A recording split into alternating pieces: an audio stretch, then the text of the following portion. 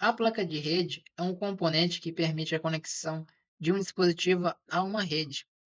Ela contém um endereçamento único, chamado MAC, que identifica o dispositivo na rede. Existem diferentes tipos de placa de rede, dependendo da interface, da taxa de transferência e da tecnologia de conectividade. Interface é a forma como a placa de rede se conecta ao computador. Pode ser PCI, PCI Express, USB e entre outros. A interface influencia na velocidade e na compatibilidade da placa de rede com o sistema operacional e a placa-mãe. A taxa de transferência é a velocidade com que a placa de rede envia e recebe dados na rede. Pode variar de 10 megabits por segundo a 10 gigabits por segundo, dependendo do padrão e da frequência da placa de rede.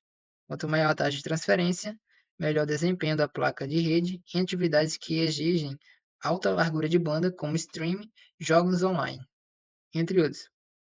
Tecnologia de conectividade é a forma como a placa de rede se comunica com os outros dispositivos da rede. Pode ser Ethernet, Wi-Fi, Bluetooth, entre outros. A tecnologia de conectividade determina o alcance, a estabilidade e a segurança da comunicação. Algumas placas de rede suportam mais de uma tecnologia de conectividade, como as que têm banda dupla, que pode operar nas frequências de 2.4 GHz e 5 GHz. Os servidores são sistemas de computação que permitem disponibilizar determinado conteúdo para usuários através da internet. Eles podem ter diferentes tipos, funções e aplicações, dependendo da necessidade e do objetivo de cada rede. Alguns dos principais tipos de servidores são: servidor de dados. O servidor que armazena e gerencia os dados de uma organização como arquivos, documentos, bancos de dados, e eles podem ser acessados por outros computadores da rede que podem consultar, modificar ou adicionar informações aos dados. Um exemplo de servidor de dados é o NAS, que se conecta diretamente à rede sem necessidade de um servidor intermediário. Servidor de aplicação é o servidor que executa e disponibiliza as aplicações de software para usuários da rede, como programas, jogos, sistemas operacionais. Ele pode ser usado para otimizar o desempenho e a segurança das aplicações, além de facilitar a atualização e a manutenção das mesmas. Um exemplo de servidor de aplicação é o servidor web, que hospeda e entrega as páginas de um site para os navegadores dos usuários. O servidor de comunicação é o servidor que possibilita a comunicação entre os usuários da rede, como e-mails, mensagens instantâneas, chamada de voz ou vídeo, entre outros. Ele pode ser usado para agilizar e integrar a comunicação interna e externa de uma organização, além de oferecer recursos como filtros, agendas, contatos. Um exemplo de servidor de comunicação é o servidor de e-mail, que recebe, armazena e envia as mensagens eletrônicas dos usuários. Um servidor de backup é um tipo de servidor que combina as tecnologias de hardware e software para possibilitar a cópia segura e fornecer serviços para recuperação de arquivos, aplicativos e ou bancos de dados de sistemas como servidores, computadores, storages e outros dispositivos. Ele tem como função manter os dados sempre seguros e disponíveis, simplificar o processo de cópia dos sistemas e facilitar o gerenciamento das informações. Um servidor de backup pode ser físico ou virtual, local ou remoto, e pode usar diferentes tipos de software de backup para realizar as cópias de segurança. O software de backup é essencial para proteger os dados e pode ter diferentes características, como a frequência, o tipo, o destino e o método do backup. O NAS é um dispositivo de armazenamento que se conecta diretamente à rede, sem necessidade de um servidor intermediário. Ele permite o acesso aos dados por vários usuários simultaneamente, com alta velocidade e segurança. Um NAS pode ter diferentes capacidades, funções e configurações, dependendo da necessidade e do objetivo de cada rede.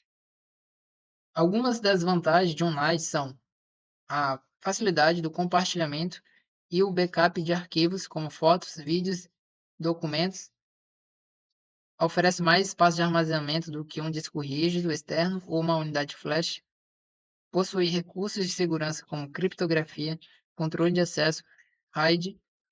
Pode executar aplicativos de mídia, como streaming, download, transcodificação, e pode ser acessado remotamente por meio de um navegador ou de um aplicativo móvel. Algumas das desvantagens são: requer uma rede estável e de boa qualidade para funcionar adequadamente, pode consumir mais energia e gerar mais calor do que um disco rígido externo ou uma unidade flash. Pode ser mais caro e complexo de instalar e configurar do que um disco rígido externo ou uma unidade flash. Os data centers são instalações físicas que abrigam a infraestrutura de TI para desenvolvimento, execução e entrega de aplicativos e serviços, além de armazenar e gerenciar os dados associados a esses aplicativos e serviços. Eles são essenciais para o funcionamento da internet e de diversas atividades econômicas, sociais e ambientais. Existem diferentes tipos de data centers, dependendo da propriedade, da localização, da capacidade, da tecnologia e da finalidade de cada um. Alguns exemplos são data centers corporativos. São data centers que pertencem e são operados por uma única empresa, hospedando a infraestrutura de TI exclusiva dessa empresa. Eles podem oferecer mais controle e segurança sobre os dados, mas também exigem mais espaço, energia, pessoal e manutenção. Os data centers em cloud pública são data centers que pertencem e são operados por provedores de serviços em cloud, hospedando a infraestrutura de TI compartilhada entre diversos clientes. Eles podem oferecer mais escalabilidade, flexibilidade e economia, mas também depende da qualidade e da disponibilidade da rede. Data centers gerenciados e instalações de colocação. São data centers que pertencem a um provedor de data center, mas são alugados ou compartilhados por outras empresas. Eles podem oferecer mais conveniência, confiabilidade e suporte, mas também envolve custos e contratos adicionais. Os data centers do Google são alguns dos mais avançados e sustentáveis do mundo, usando tecnologias inovadoras para garantir a segurança, a eficiência, o desempenho e a resiliência dos serviços e dos dados que eles hospedam. Os data centers do Google também trazem benefícios econômicos, sociais e ambientais para as comunidades onde estão localizados, gerando empregos, investimentos, parcerias e iniciativas de impacto positivo.